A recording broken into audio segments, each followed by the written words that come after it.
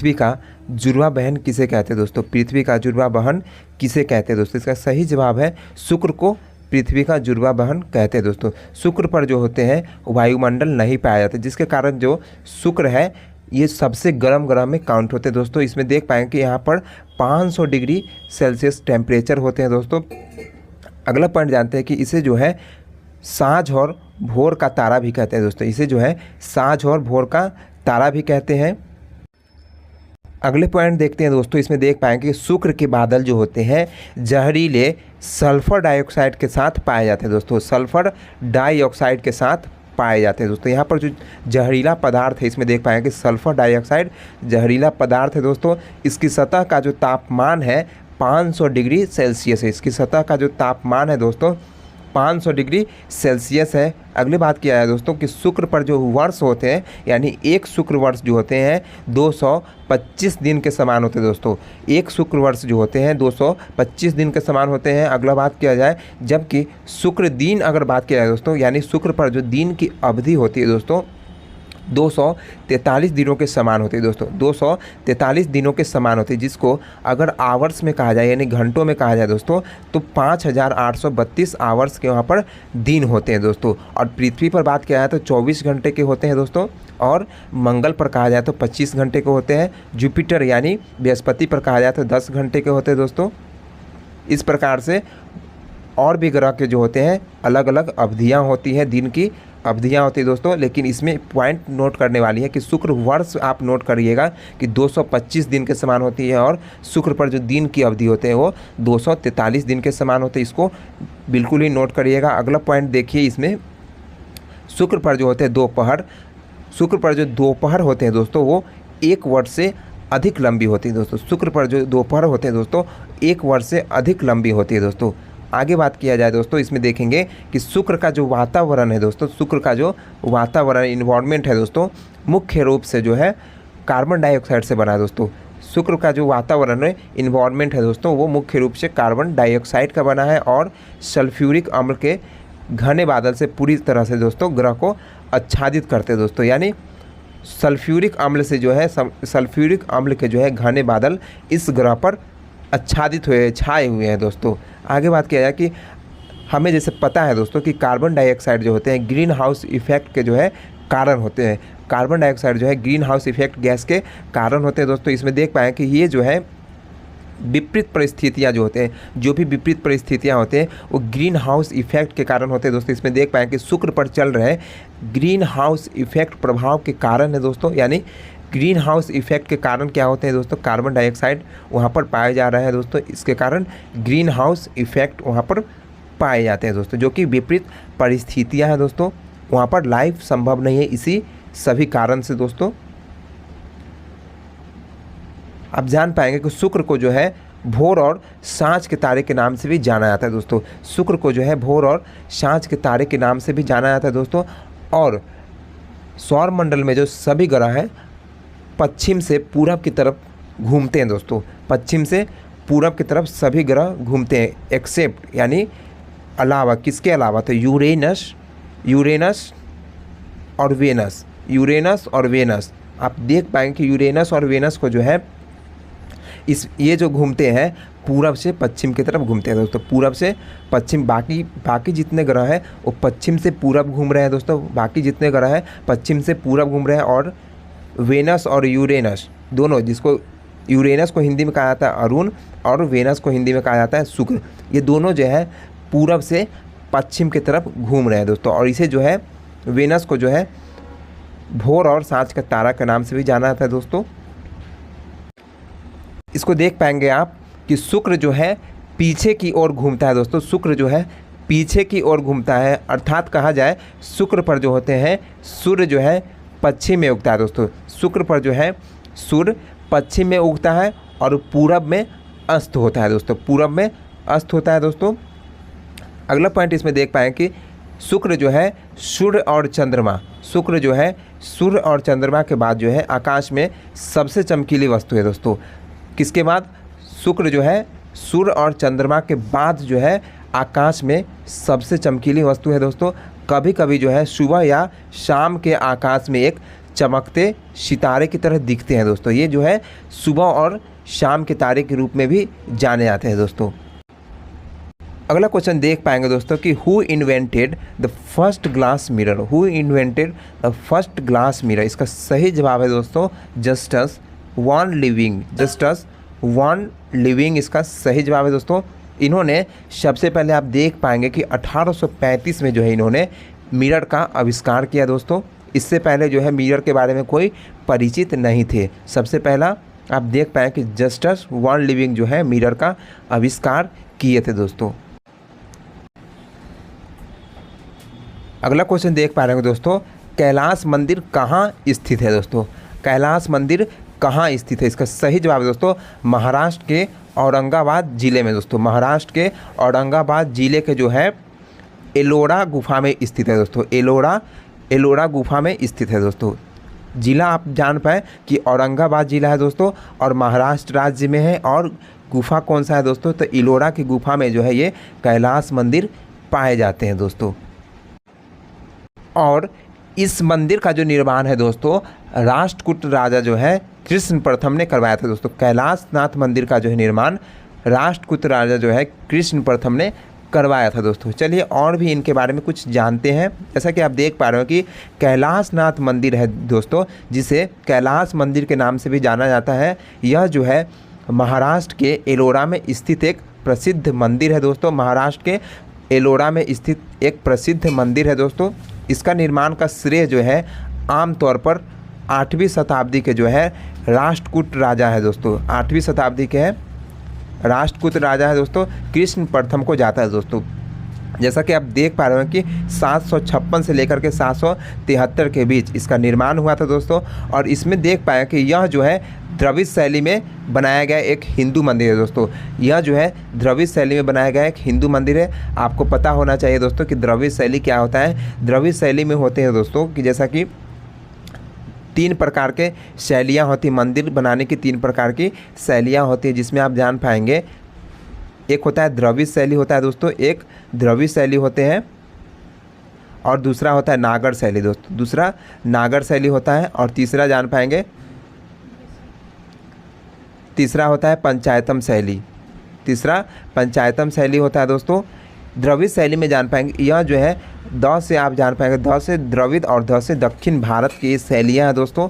दक्षिण भारत की शैलियाँ हैं। और नागर शैली जो है उत्तर भारत की मंदिर का निर्माण नागर शैली में होता है, जिसके ऊपर आप देख पाएंगे कि इस तरीके से आप त्रिभुजाकार टाइप का जो होते हैं एक शैली बना होता है, जिसको नागर शैली। और इसके ठीक बीच में जो है भगवान की शिवलिंग रखा हुआ था दोस्तों। इसके ठीक बीच में भगवान की शिवलिंग रखा हुआ है दोस्तों। और ये पंचायतम शैली जो होते हैं, पंचायतम शैली में जो होते हैं बीच में मुख्य भगवान का मंदिर होता है और चारों दिशा में देख पाएंगे तो इधर जो है एक पंचायत की तरह जो होते हैं देख पाएंगे कि इस तरीके से मंदिर का निर्माण होता है। इस तरीके से छोटे छोटे मंदिर चारों तरफ से होंगे और बीच में जो है मुख्य मंदिर होंगे। इसे जो है पंचायतम शैली कहा जाता है। पंचायतम शैली इस प्रकार आप समझ पाएंगे कि पंचायत में जो होते हैं आप देख पाएंगे कि एक जो होते हैं सरपंच होते हैं जो कि मुख्य होते हैं और चारों तरफ से आदमी बैठे होते हैं दोस्तों। तो इस प्रकार इसको पंचायत शैली कहा गया है दोस्तों।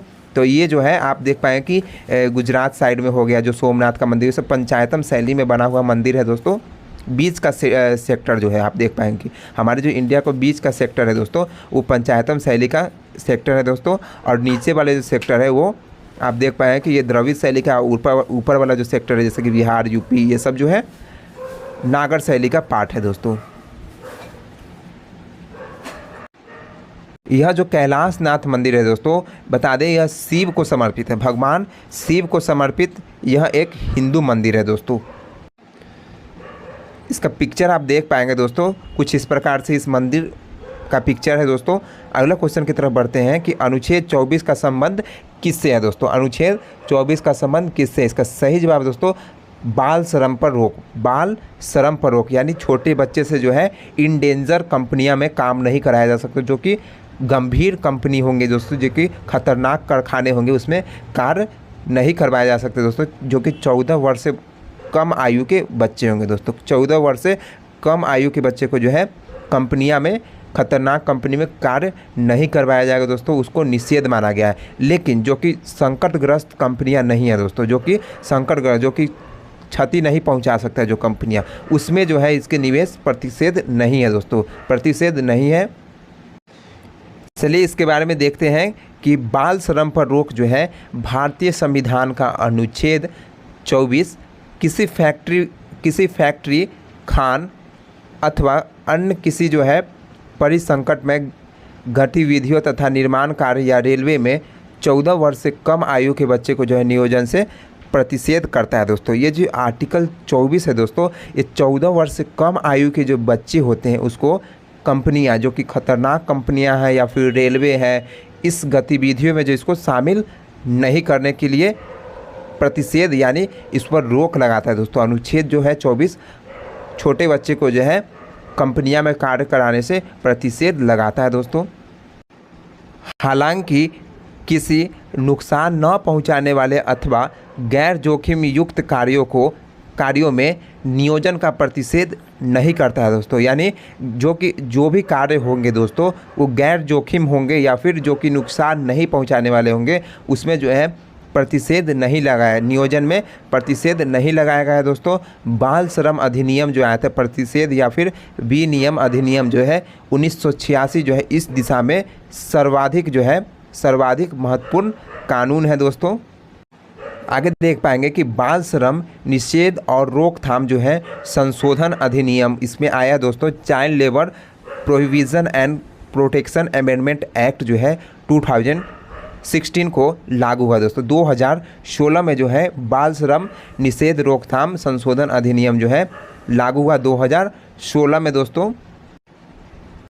यह अधिनियम जो है दोस्तों 14 वर्ष से कम आयु के बच्चे को सभी प्रकार के व्यावसायिक कार्यों में लगाने पर तथा 14 से 18 वर्ष के किशोरों को, किशोर यानी 18 वर्ष से कम आयु के बच्चे को जो है दोस्तों खतरनाक व्यवसाय यानी जिसको इंग्लिश में बोला जाता है हजार्डस ऑक्यूपेशन, हिंदी में खतरनाक व्यवसाय के कार्यों में लगाने पर प्रतिबंध लगाता है दोस्तों। यह जो कानून बना था दोस्तों, खतरनाक कार्य या फिर खतरनाक व्यवसाय में जो है बच्चे को यानी 14 से 18 वर्ष के किशोर को न लगाने के लिए लगाया गया था यह कानून।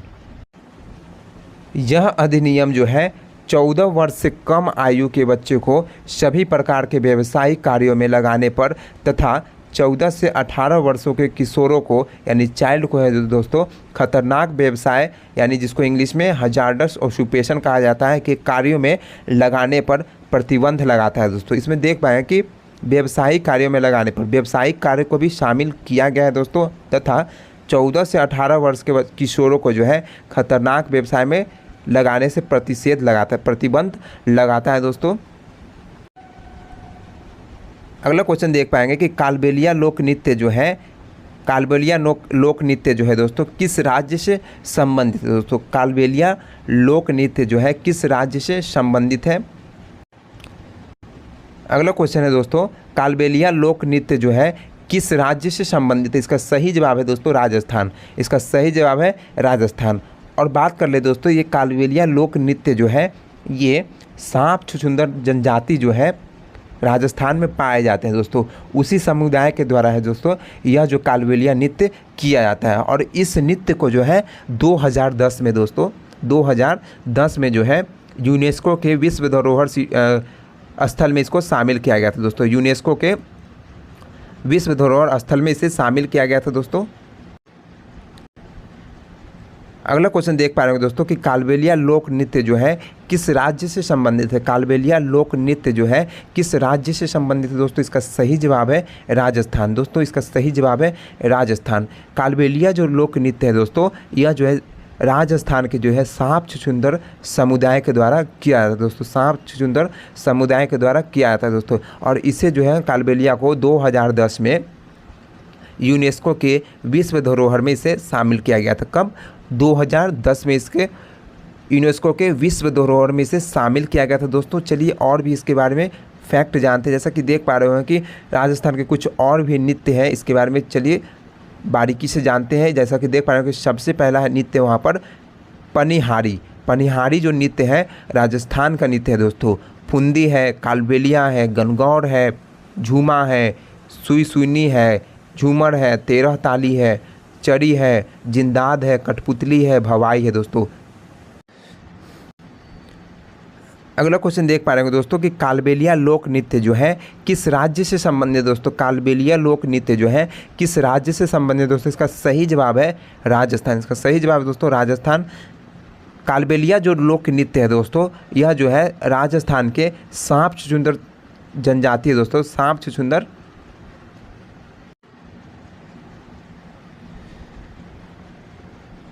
अगला क्वेश्चन है दोस्तों, कालबेलिया लोक नृत्य जो है किस राज्य से संबंधित है। कालबेलिया लोक नृत्य जो है किस राज्य से संबंधित है। इसका सही जवाब है दोस्तों राजस्थान। इसका सही जवाब है दोस्तों राजस्थान। कालबेलिया जो लोक नृत्य है दोस्तों, यह जो है राजस्थान के सांप छुछुंदर जो समुदाय है, सांप छुछुंदर समुदाय, उसके द्वारा किया जाता है दोस्तों। सांप छुछुंदर समुदाय के द्वारा किया जाता है दोस्तों। और इस कालबेलिया नृत्य को जो है 2010 में जो है यूनेस्को के विश्व धरोहर सूची में इसको शामिल किया गया था दोस्तों। इसको यूनेस्को के विश्व धरोहर सूची में शामिल किया गया था 2010 में। चलिए और भी राजस्थान के नृत्य के बारे में जानते हैं दोस्तों। जैसा कि देख पा रहे हैं कि राजस्थान के कुछ नृत्य है इंपॉर्टेंट, ये सारे नृत्य जो है राजस्थान के इंक्लूड किए गए हैं दोस्तों। जैसा कि देख पा रहे हैं सबसे पहला नृत्य वहाँ का पनिहारी, फुंदी, कालबेलिया, गणगौर। देखिए कालबेलिया से क्वेश्चन आ गया दोस्तों, और पिछले शिफ्ट में जो है गणगौर से क्वेश्चन पूछा गया था दोस्तों। अगला इसमें झूमा, सुइसीनी, झूमर, 13 ताली, चरी, जिंदाद, कठपुतली, भवाई। दोस्तों ये सभी जो है राजस्थान के जो है लोक नृत्य है दोस्तों। चलिए इसके बारे में और भी फैक्ट जानते हैं। जैसा कि देख पा रहे हो कि 13 ताली जो नृत्य है ये महिलाओं द्वारा प्रस्तुत किया जाता है दोस्तों। ये 13 ताली जो नृत्य है ये महिला के द्वारा प्रस्तुत किया जाता है दोस्तों। आगे बात करते हैं कि चरी जो नृत्य है दोस्तों, चरी नृत्य जो है महिलाओं के जो रोज़मर्रा की ज़िंदगी है दोस्तों, उसकी खुशियाँ प्रकट करता है दोस्तों। रोज़मर्रा की जो ज़िंदगी होती है, डेली लाइफ का जो ज़िंदगी है, उसकी जो खुशियाँ उसको प्रकट करता है दोस्तों। और महिलाओं के होते हैं दोस्तों, ये जो रोज़मर्रा की ज़िंदगी है ये महिलाओं की ज़िंदगियाँ होती है, इसके बारे में इसमें प्रकट किया है दोस्तों। अगला है इसमें कालबेलिया। कालबेलिया जो देख पाएंगे दोस्तों, राजस्थान को जो सांप छुछुंदर जो है समुदाय है उसके द्वारा यह किया जाता है। सांप छुछुंदर समुदाय के द्वारा किया जाता है ये कालबेलिया नृत्य है दोस्तों। अगला क्वेश्चन देख पाएंगे दोस्तों कि बच्चे के जो जन्म होते हैं दोस्तों उस समय कौन सा लोक नृत्य होता है दोस्तों। उस समय उससे कौन सा लोक नृत्य जुड़ा है। इसका सही जवाब दोस्तों सोहर। सोहर जो है बच्चे के जन्म से जुड़ा है एक लोक नृत्य है दोस्तों। और यह जो लोक नृत्य है सोहर, ये बिहार और यूपी में बहुत ही फेमस है। सोहर जो है बिहार और यूपी में बहुत ही फेमस है दोस्तों। चलिए और भी कुछ लोक नृत्य के बारे में जान लेते हैं। जैसा कि देख पाएंगे कि सोहर जो है, आप देख पाएंगे कि सोहर जो है, सोहर प्रसव के दौरान गाया जाने वाला लोक नृत्य है दोस्तों। सोहर जो है प्रसव के दौरान गाया जाने वाला लोक नृत्य है दोस्तों। यह जो है भारत के बिहार राज्य में पारंपरिक रूप से इसका पालन किया जाता है दोस्तों। इस लोक नृत्य का जो पालन है वो बिहार राज्य में किया जाता है दोस्तों। अगला बात करते हैं कि घोड़ी जो नृत्य है दोस्तों, आप देख पाएंगे इसको घोड़ी या घोड़ी भी कह सकते हैं दोस्तों। इसको आगे बात करते हैं कि इसमें घोड़ी जो विवाह के दौरान गाया जाता है, तो इसे जो है विवाह के दौरान गाया जाता है दोस्तों। आगे जाने वाला एक लोक गीत है घोड़ी जो है दोस्तों। घोड़ी जिसको घोड़ी भी कहा जाता है दोस्तों, घोड़ी जो है विवाह के दौरान गाया जाने वाला लोक गीत है दोस्तों। यह जो है घोड़ी नृत्य जो है विवाह के दौरान गाया जाता है दोस्तों। इसे जो है खोरी के नाम से भी जानते हैं दोस्तों। इसे जो है खोरी, जैसे कि आप देख पाए घोड़ी और खोरी, या फिर इसको कह सकते हैं घोड़ी भी कह सकते हैं दोस्तों। तीनों नाम से इसको पुकार सकते हैं। इसका जो जिसका पालन जो है पारंपरिक रूप से भारत के पंजाब राज्य में किया जाता है। इस लोकगीत का जो पालन है भारत के पंजाब राज्य में दोस्तों किया जाता है दोस्तों। अगला जानते हैं इसमें बिहू गीत। जैसा कि आप जानते हैं कि बिहू जो है असम का गीत है दोस्तों। बिहू जो है असम का गीत है और यह जो है उत्सव के दौरान गाया फेस्टिवल का एक गीत है दोस्तों। इसमें चलिए जानते हैं कि बिहू जो गीत है दोस्तों उत्सव के दौरान गाया जाने वाला लोक गीत है दोस्तों। भारत के असम राज्य के बिहू त्यौहार में पारंपरिक रूप से इसका पालन किया जाता है दोस्तों। जैसा कि इसका नाम से ही पता चला है कि बिहू गीत, तो यह जो है बिहू त्यौहार के दौरान गाया जाता है दोस्तों। अगला बात करते हैं कि ओपारी जो लोक गीत है दोस्तों, इसको अंतिम संस्कार के दौरान गाया जाता है दोस्तों। इसको अंतिम संस्कार के दौरान ओपारी या फिर ओपारी भी कह सकते हैं दोस्तों। और यह जो है भारत के तमिलनाडु राज्य में जो है पारंपरिक रूप से गाया जाता है दोस्तों। यह जो है भारत के तमिलनाडु में इसका पालन किया जाता है दोस्तों। अगला क्वेश्चन पूछा गया है दोस्तों कि लाइफ डिवाइन जो पुस्तक है वो किसके द्वारा लिखा गया है दोस्तों। लाइफ डिवाइन जो पुस्तक है दोस्तों किसके द्वारा लिखा गया है दोस्तों। इसका सही जवाब है अरविंद घोष। अरविंद घोष इसका सही जवाब है दोस्तों। चलिए इसके बारे में जानते हैं। जैसा कि देख पाए हैं कि लाइफ डिवाइन है जो दोस्तों पुस्तक है श्री अरविंदो घोष द्वारा लिखा गया एक पुस्तक है दोस्तों। अरविंदो घोष द्वारा लिखा गया एक पुस्तक है दोस्तों। आगे जान पाएंगे पुस्तक जो है उनके सिद्धांतों और दार्शनिक कार्यों पर जो है आधारित है दोस्तों। इस पुस्तक का जो अति सिद्धांत है दोस्तों उनके सिद्धांत और दार्शनिक कार्यों पर आधारित है। अगला क्वेश्चन है दोस्तों कि लाइफ डिवाइन जो पुस्तक है किसके द्वारा लिखा गया। लाइफ डिवाइन जो पुस्तक है दोस्तों किसके द्वारा लिखा गया। इसका सही जवाब है दोस्तों अरविंद घोष। अरविंद घोष इसका सही जवाब है दोस्तों।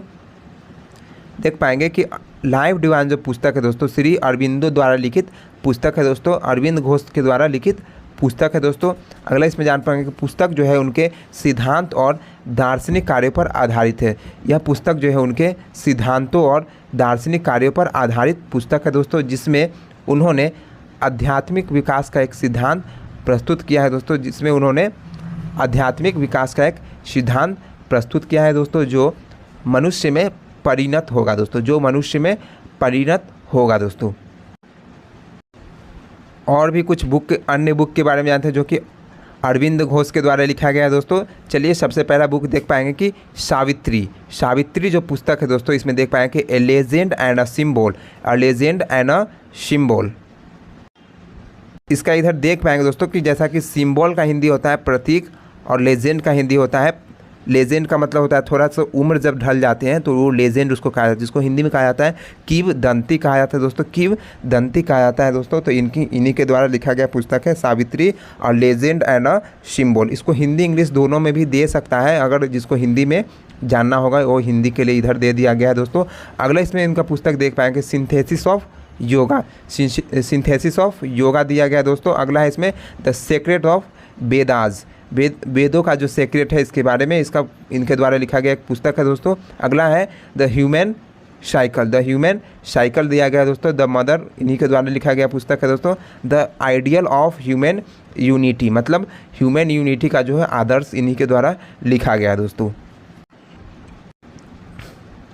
अगला देख पाएंगे कि व्यक्ति हैं सीताराम गोयल। सीताराम गोयल के द्वारा कुछ पुस्तक लिखे गए हैं दोस्तों। इसको देख पाएँ कि how I became a Hindu. How I became a Hindu, यह जो है सीताराम गोयल के द्वारा लिखा गया पुस्तक है दोस्तों। अगला देख पाएंगे कि इसमें the Calcutta Quran petition. The Calcutta Quran petition जो है सीताराम गोयल के द्वारा लिखा गया पुस्तक है दोस्तों। अगला इसमें देख पाएंगे कि Hindu society under seize. Hindu society under seize जो है सीताराम गोयल के द्वारा लिखा गया पुस्तक है दोस्तों। अगला इसमें देख पाएंगे कि the story of Islamic imperialism of India दोस्तों। The story of Islamic imperialism of India. ये पुस्तक जो है सभी पुस्तक आप देख पाए दोस्तों। ये 4 पुस्तक आप देख पाए जो कि सीताराम गोयल के द्वारा लिखा गया पुस्तक है दोस्तों। अगला देख पाएंगे स्वामी विवेकानंद के द्वारा लिखा हुआ पुस्तक के बारे में देखिए राजा योगा है दोस्तों। आगे है अगला पुस्तक देख पाएंगे दोस्तों विवेकानंद स्वामी का पुस्तक है दोस्तों, जिसमें राजा योगा करके एक पुस्तक है इन्हीं का है दोस्तों। ज्ञान योगा करके पुस्तक है दोस्तों। कर्म योगा है, राज योगा, ज्ञान योगा है, कर्म योगा है, भक्ति योगा है, प्रैक्टिकल वेदांता है। प्रैक्टिकल वेदांता है दोस्तों। मेडिटेशन एंड इट्स मेथड जो है इन्हीं के द्वारा लिखा गया पुस्तक है दोस्तों। अगला देख पाएंगे दोस्तों कि V R Krishna Iyer. V R Krishna Iyer जो है ये एक वकील भी थे दोस्तों। ये एक वी आर कृष्णा अय्यर जो है एक वकील भी थे दोस्तों। चलिए इनके बारे में कुछ जानते हैं इनके पुस्तक के बारे में दोस्तों। जैसा कि इनका सबसे पहला पुस्तक है of law and life. Of law and life. अगला पुस्तक देख पाएंगे दोस्तों कि वी आर कृष्णा अय्यर द्वारा लिखित कुछ पुस्तक है दोस्तों। Of law and life. Of law and life इन्हीं के द्वारा लिखा गया पुस्तक है दोस्तों। अगला है इसमें कि leaves from my personal life. Leaves from my personal life, यानी पर्सनल लाइफ से जो है इनकी त्याग, पर्सनल लाइफ जो है त्याग इन्हीं के द्वारा लिखी गई पुस्तक है दोस्तों। Wandering in many worlds. Wandering in many worlds मतलब बहुत सारे वर्ल्ड्स में वॉन्डरिंग करना, भ्रमित करना, घूमना। अगला पुस्तक देख पाएंगे दोस्तों, V.R. कृष्णा अय्यर द्वारा लिखित पुस्तक है दोस्तों। इसमें सबसे पहला पुस्तक है of love and life, of love and life है दोस्तों। अगला है इसमें leaves from my personal life, leaves from my personal life है दोस्तों। अगला उसमें है wandering in many world, wandering in many world, बहुत सारे वर्ल्ड में क्या करना, वंडरिंग करना, घूमना दोस्तों, इन्हीं के द्वारा लिखित पुस्तक है दोस्तों। अगले क्वेश्चन की तरफ बढ़ते हैं दोस्तों। इसमें देख पाएँ कि इसको हिंदी में कन्वर्ट करके दिया गया है दोस्तों। चलिए अगला क्वेश्चन है कि रेडर जो है किस खेल से संबंधित दोस्तों, रेडर जो है किस खेल से संबंधित है दोस्तों। इसका सही जवाब है दोस्तों खो खो, इसका सही जवाब है दोस्तों खो खो। यह जो शब्दावली है दोस्तों यह खो खो से संबंधित है। अगला क्वेश्चन देख पाएंगे दोस्तों, अंतर्राष्ट्रीय पतंग महोत्सव कहाँ मनाया जाता है दोस्तों। अंतर्राष्ट्रीय पतंग महोत्सव जो है कहाँ मनाया जाता है दोस्तों। इसका सही जवाब होगा अहमदाबाद गुजरात, अहमदाबाद गुजरात इसका सही जवाब होगा दोस्तों। इसमें देख पाएंगे कि अंतर्राष्ट्रीय पतंग महोत्सव जो है 2023 का अगर बात किया है दोस्तों तो अहमदाबाद गुजरात में 8 जनवरी को शुरू हुआ दोस्तों, 8 जनवरी को शुरू हुआ था दोस्तों। लेकिन यह मुख्य रूप से देखा जाए दोस्तों तो 14 जनवरी का एक मुख्य त्यौहार है दोस्तों। इसमें देख पाएंगे आप कि यह महोत्सव जो है गुजरात पर्यटन द्वारा जो है एक पृथ्वी, एक परिवार, एक भविष्य का G20 विषय पर आयोजित किया जा रहा है दोस्तों। यह जो है G20 विषय पर आयोजित किया गया दोस्तों, जो कि 8 से लेकर के 14 जनवरी तक आयोजित किया जाएगा दोस्तों। इसका जो आयोजन होगा दोस्तों 8 से लेकर के 14 जनवरी तक होगा दोस्तों। इसमें जो बोला गया कि एक पृथ्वी, एक परिवार, एक भविष्य जो है, यह जो है दोस्तों G20 का नारा था दोस्तों, G20 का यह नारा था, जिसमें कहा गया था वसुदेव कुटुम्बकम। इसी का अर्थ होता है दोस्तों एक पृथ्वी, एक परिवार और एक भविष्य, इसका अर्थ होता है दोस्तों, जिसका शॉर्ट में कहा जाए तो वसुदेव कुटुम्बकम होता है दोस्तों। अगले देख पाएंगे दोस्तों कि अंतर्राष्ट्रीय पतंग महोत्सव कहाँ मनाया जाता है दोस्तों। अंतर्राष्ट्रीय पतंग महोत्सव जो है कहाँ मनाया जाता है दोस्तों। इसका सही जवाब होगा अहमदाबाद, अहमदाबाद गुजरात जो है वहाँ पर पतंग महोत्सव मनाया जाता है दोस्तों। इसके बारे में चलिए जानते हैं। जैसा कि देख पा रहे हैं दोस्तों कि अंतर्राष्ट्रीय पतंग महोत्सव की बात किया है दोस्तों कि 2023 में अगर ये देखा जाए तो अहमदाबाद गुजरात में जो है 8 जनवरी को शुरू हुआ दोस्तों, 8 जनवरी को शुरू हुआ दोस्तों। और यह जो है 8 से लेकर के 14 जनवरी तक यह चला दोस्तों। मुख्य रूप से ये मकर संक्रांति का लिए ये त्यौहार मनाया जाता है दोस्तों। मकर संक्रांति को लेकर के यह त्यौहार मनाया जाता है दोस्तों। इसमें देख पाएंगे दोस्तों कि यह महोत्सव जो है गुजरात पर्यटन द्वारा जो है एक पृथ्वी, एक परिवार, एक भविष्य का विषय पर आयोजित किया है दोस्तों। एक पृथ्वी, एक परिवार, एक भविष्य का विषय पर आयोजित किया जाता है दोस्तों।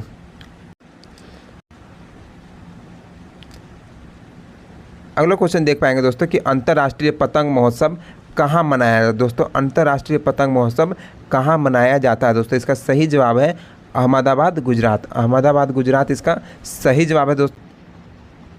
अगला देख पाएगा दोस्तों कि 10वीं पंचवर्षीय योजना में जो है कितना प्रतिशत गरीबी कम हुआ था दोस्तों। 10वीं पंचवर्षीय योजना में कितना प्रतिशत गरीबी कम हुआ था दोस्तों। सबसे पहले बात क्या रहा है कि 10वीं पंचवर्षीय योजना थी दोस्तों, वो 2002 से 2007 के बीच चली दोस्तों, 2002 से 2007 के बीच चली थी दोस्तों। और इसमें जो है 5% जो है गरीबी कम हुआ था दोस्तों। इसमें जो है 5% गरीबी कम हुआ था। चलिए इस 10वीं पंचवर्षीय योजना के बारे में जानते हैं।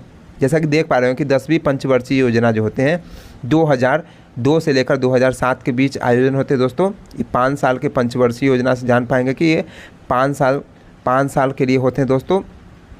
अगला देख पाएंगे कि इसका जो उद्देश्य था दोस्तों, उद्देश्य देख पाएंगे कि निवेश में बढ़ोतरी, यानी इन्वेस्टमेंट जो है, इन्वेस्टर को बढ़ोतरी करने के लिए, इसमें इन्वेस्टमेंट को बढ़ोतरी करने के लिए यह इसका लक्ष्य रखा गया था। जिसमें कि बात किया गया, इसमें वृद्धि दर को जो है 8% रखा गया था दोस्तों। इसमें वृद्धि दर को जो है 8% रखा गया था, लेकिन वास्तविक वृद्धि जो हुई दोस्तों उसमें देख पाएंगे कि 7.6% हुआ, जो कि काफ़ी अच्छा होता है दोस्तों। लक्ष्य के एकदम करीब पहुँच गया था दोस्तों। 10वीं पंचवर्षीय योजना थी दोस्तों। अगला बात किया जाए इसमें कि द्वितीय पंचवर्षीय योजना में स्थापित भारी उद्योग के बारे में जानते हैं दोस्तों। यह जो है 2 देश के मिलन से, 2 देश के संयोग से बना है दोस्तों। जैसा कि आप देख पाएंगे कि आगे बात करते हैं। सबसे पहला जो उद्योग इसमें लगा था दुर्गापुर इस्पात षड्यंत्र लगा था पश्चिम बंगाल में। यह दोस्तों दुर्गा से याद रखें, दुर्गा जी जो है सबसे फेमस कहाँ है तो पश्चिम बंगाल, तो इससे याद रखें दुर्गापुर जो है इस्पात षड्यंत्र जो है ये पश्चिम बंगाल में दोस्तों, ये ब्रिटेन के सहयोग से लगा था दोस्तों। यह जो है ब्रिटेन के सहयोग से लगा था दुर्गापुर इस्पात षड्यंत्र दोस्तों। अगला बात करते हैं कि राउरकेला। राउरकेला जो है दोस्तों आप जानते हो कि उड़ीसा का जो है यह जो है जगह है दोस्तों राउरकेला, और राउरकेला जो है इस्पात संयंत्र जो है उड़ीसा में है दोस्तों, और यह जो है जर्मनी के सहायता से निर्मित हुआ दोस्तों। यह जो है जर्मनी की सहायता से निर्मित हुआ। अगला था इसमें भिलाई। अगला था भिलाई इस्पात संयंत्र जो कि दुर्ग छत्तीसगढ़ में दोस्तों, जो कि दुर्ग छत्तीसगढ़ में दोस्तों। इसका जो है निर्माण है दोस्तों सोवियत संघ रूस के द्वारा, रूस के सहयोग से दोस्तों किया गया दोस्तों। इसका निर्माण भिलाई जो है दुर्ग छत्तीसगढ़ में है दोस्तों, और इसका जो निर्माण है वो रूस सोवियत संघ के द्वारा किया गया दोस्तों। उस समय जो है सोवियत संघ था, यूएसएसआर जिसको कहा जाता है दोस्तों, हिंदी में सोवियत संघ भी कह सकते हैं दोस्तों, और अभी जो है इसको रूस कहा जाता है दोस्तों। अगला बात किया है दोस्तों कि राष्ट्रीय जो है सांख्यिकी कार्यालय के सर्वेक्षण के अनुसार जो है पुरुष साक्षरता दर कितनी है दोस्तों। राष्ट्रीय सांख्यिकी कार्यालय के अनुसार जो है सर्वेक्षण के अनुसार जो है,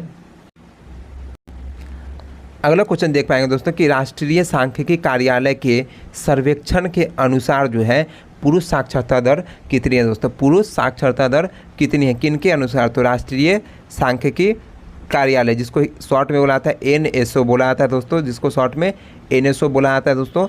इसका जो पुरुष साक्षरता दर आई थी रिपोर्ट दोस्तों, उसका बताया गया था उसमें कि 84.7% लोग जो है पुरुष में पढ़े हैं दोस्तों, पढ़े लिखे हैं। और पढ़े लिखे जो साक्षरता होते हैं दोस्तों, ये दर जो है 7 वर्ष या फिर 7 वर्ष से अधिक आयु के वैसे व्यक्ति, 7 वर्ष से अधिक वैसे व्यक्ति जो किसी एक भाषा में लिख या पढ़ सकते हैं उसे साक्षर कहा जाता है दोस्तों। जो किसी एक भाषा में लिख या पढ़ सकते हैं दोस्तों उसे साक्षर कहा जाता है दोस्तों। चलिए इसके बारे में आप देख पाएंगे कि साक्षरता दर में जो है टॉप 5 राज्यों के बारे में देख पाएंगे कि सबसे हर चीज़ में आगे देख पाएंगे तो केरल रहते हैं दोस्तों। अगला देख पाएंगे किसमें कि दिल्ली 88.7% जो है दिल्ली का है। उसके बाद उत्तराखंड का है दोस्तों, उसके बाद उत्तराखंड का 87.6% है दोस्तों। हिमाचल प्रदेश का देख पाएंगे तो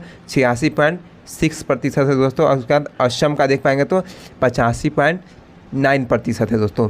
और सबसे कम में देख पाएंगे दोस्तों, तो सबसे कम में आपको देख पाएंगे आंध्रा है सबसे कम, उसके बाद आएगा राजस्थान, बिहार, तेलंगाना और यूपी। ये 5 राज्य जो है क्रम से देख पाएंगे कि सबसे कम है, यानी सबसे कम में बात किया जाता है आंध्रा, उसके बाद राजस्थान, उसके बाद बिहार, उसके बाद तेलंगाना और उसके बाद यूपी, इन्हीं का नंबर आता है। और भी देख पाएंगे इसमें कि और भी डाटा दिया गया कि केरल में जो है पुरुष साक्षरता दर अगर बात किया है तो 97.4% है, और महिला साक्षरता दर अगर बात किया है तो दोस्तों 95.2% है दोस्तों, 95.2% है। दिल्ली में बात किया है तो पुरुष साक्षरता जो है दोस्तों 93.7% है, और महिला साक्षरता बात किया है तो 82.4% है। झारखंड में वैसे ही बात किया है तो पुरुष की बात किया है दोस्तों तो 83% है दोस्तों, और महिला साक्षरता बात किया है तो 64.7% है। वैसे ही आंध्र प्रदेश में बात किया है दोस्तों तो